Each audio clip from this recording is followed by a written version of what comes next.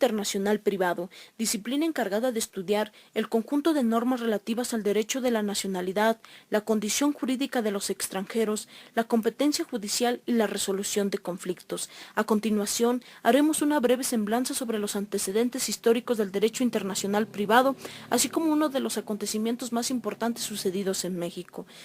dentro de los cuales se puede encontrar un remoto antecedente que data del siglo IV y V a.C., teniendo como precedente la ciudad de Grecia, que fue una de las primeras que crearon leyes de carácter social, como la ley del talión, puesto que había ciudades-estado con legislación propia, mientras que en México se inicia con el tiempo histórico de Mesoamérica, con el origen del hombre americano,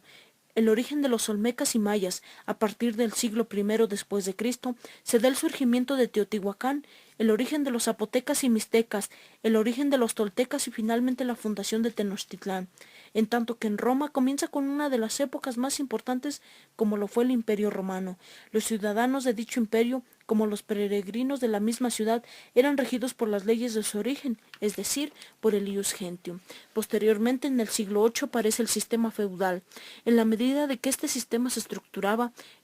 el vasallo iba siendo únicamente titular de los derechos que el señor feudal le concedía dentro del territorio, es decir, solo el mandato soberano.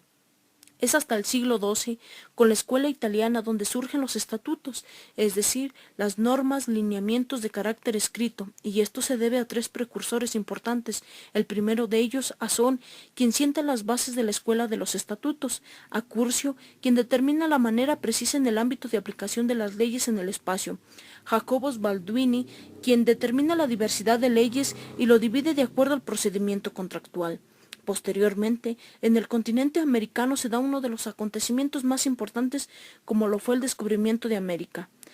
la llegada de Cristóbal Colón y la conquista española en el año de 1492. La llamada conquista de América fue la exploración, invasión y colonización de parte del continente americano por parte de algunas potencias europeas, principalmente España, la cual involucra a la naciente época virreinal, que fue la entidad territorial del Imperio Español, asentada debido a la caída de Tenochtitlán. Es hasta la escuela de los glosadores y a su más destacado autor, quien fue Bartolo de Saxoferrato, quien establece regirse por el principio, es decir, por la ley del lugar de su celebración y por la ley del lugar donde se ha cometido el delito. La